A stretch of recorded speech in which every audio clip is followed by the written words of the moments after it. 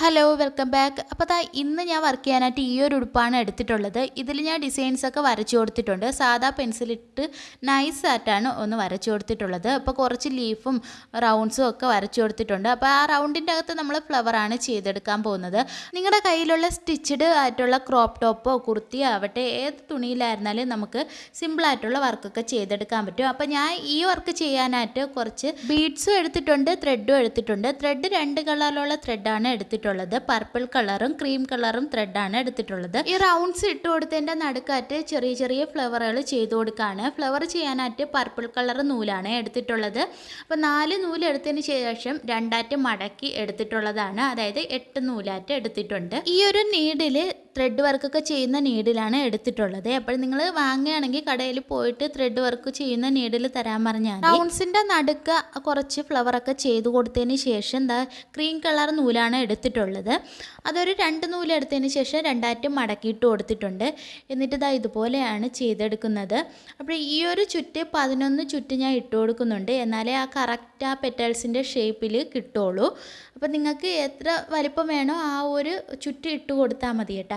എന്നിട്ട് ആ നൂലൊന്ന് ലൂസാക്കിയതിന് ശേഷം നീഡിൽ ഓരോട്ടൊന്ന് വലിച്ചു കൊടുത്താൽ അപ്പോൾ കറക്റ്റ് ആ ഒരു ഷേപ്പിൽ കിട്ടും. അപ്പോൾ ഈ ഒരു ഫ്ലവർ ചെയ്യാൻ ഭയങ്കര പാടാണ്. എനിക്ക് 2-3 കയ്യബദ്ധം പറ്റിയിട്ടുണ്ട്. അതുകൊണ്ടാണ് ഞാൻ പറഞ്ഞു തരുന്നത്.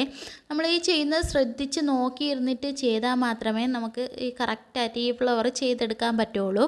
അപ്പോൾ നിങ്ങൾ കുറച്ചൊക്കെ കണ്ടിട്ട് ഇത് ചെയ്യാൻ പറ്റുന്നില്ല, ഒരു പ്രാവശ്യം ചെയ്ത് നോക്കിയിട്ട് ഫ്ലോപ്പായിട്ട് ചെയ്യാൻ പറ്റുന്നില്ല എന്നൊക്കെ പറഞ്ഞിട്ടിരുന്ന കാര്യമില്ല. നമ്മൾ ശ്രദ്ധിച്ചിരുന്ന് 2-3 തവണ ചെയ്ത് നോക്കണം. ഒരു തവണ തെറ്റിയെന്നും പറഞ്ഞ് കളഞ്ഞിട്ട് പോകാതെ 2-3 തവണ ചെയ്ത് നോക്കുമ്പോൾ കറക്റ്റായിട്ട് ചെയ്തെടുക്കാൻ പറ്റും. ഈ ഒരു ഫ്ലവർ കാണാൻ നല്ല ഭംഗിയാണ്. അതുപോലെ തന്നെ ചെയ്ത് നോക്കി പഠിച്ചാൽ ചെയ്യാൻ ഭയങ്കര എളുപ്പമാണ്. എനിക്ക് ഭയങ്കര ഇഷ്ടമാണ് ഈ ഒരു ഫ്ലവർ ചെയ്യാനും. അതുപോലെ നല്ല ലുക്കുമാണ്, നല്ല ഒറിജിനാലിറ്റി തോന്നിക്കും. നമ്മൾ ആ റോസാപ്പൂവിൻ്റെയൊക്കെ ഒറിജിനാലിറ്റി തോന്നിക്കും. അപ്പോൾ ഈ ഒരു റൗണ്ട് ഫുള്ളായിട്ട് ഈ ക്രീം കളറിൽ നൂലിട്ട് പെറ്റൽസ് ചെയ്ത് കൊടുക്കുന്നുണ്ട്. അപ്പോൾ നിങ്ങൾ ഈ വീഡിയോ ആദ്യമായിട്ടാണ് കാണണമെങ്കിൽ പ്ലീസ് ഒന്ന് സബ്സ്ക്രൈബ് ചെയ്ത് സപ്പോർട്ട് ചെയ്യണേ.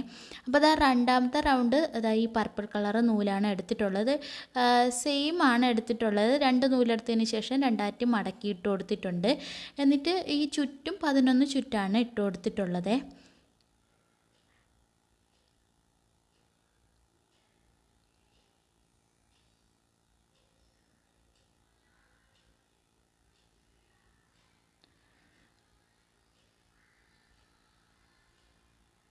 അങ്ങനെ ആ റൗണ്ട്സിൽ ഫുള്ളായിട്ട് ഈ ഒരു മെത്തേഡിലെ ഫ്ലവറാണ് ചെയ്ത് കൊടുക്കുന്നത്.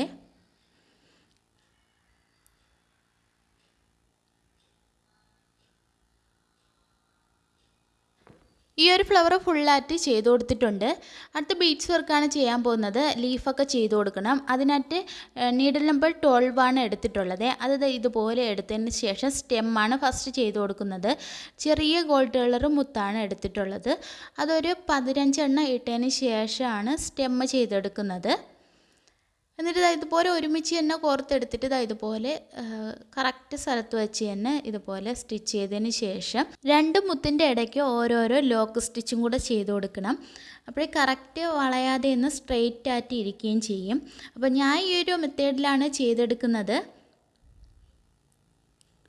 അപ്പോൾ ഇതുപോലെ ലോക്ക് സ്റ്റിച്ച് ചെയ്ത് കൊടുത്തതിന് ശേഷം അടുത്ത് ലീഫ് ചെയ്തെടുക്കാവേ. അപ്പോൾ ലീഫ് ചെയ്യാനായിട്ട് കട്ട് ബീഡ്സ് ആണ് എടുക്കുന്നത്. 2 കട്ട് ബീഡ്സ് ഇട്ട് കൊടുത്തതിന് ശേഷമാണ് ലീഫ് ചെയ്ത് കൊടുക്കുന്നത്.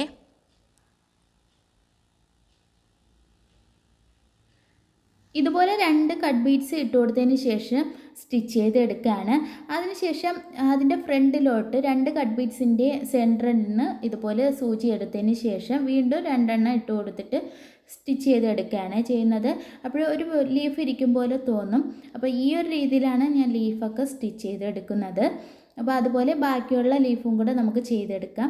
ഇതിൻ്റെ ഫൈനൽ ലുക്ക് കാണാൻ സൂപ്പറായിട്ടുണ്ട്. അപ്പോൾ നിങ്ങൾ ഈ രീതിയിലൊക്കെ ഒന്ന് ട്രൈ ചെയ്ത് നോക്കാൻ മറക്കല്ലേ.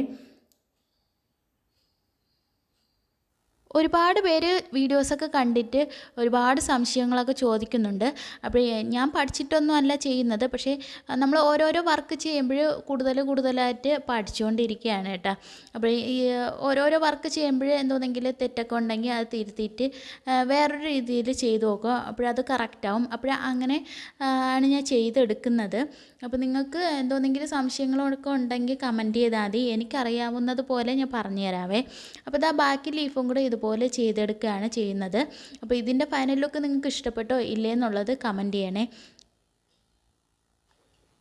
ഇതാണ് ഇതിൻ്റെ ഫൈനൽ ലുക്ക്. അപ്പോൾ ഈ വീഡിയോ ഇഷ്ടപ്പെട്ടെന്ന് വിചാരിക്കുന്നു. ഇഷ്ടപ്പെട്ടെങ്കിൽ ലൈക്ക് ചെയ്യാനും ഷെയർ ചെയ്യാനും കൂടെ സബ്സ്ക്രൈബ് ചെയ്യാനും മറക്കല്ലേ. നെക്സ്റ്റ് ഒരു അടിപൊളി വീഡിയോയുമായി വരുന്നത് വരെ Tata bye bye, thank you.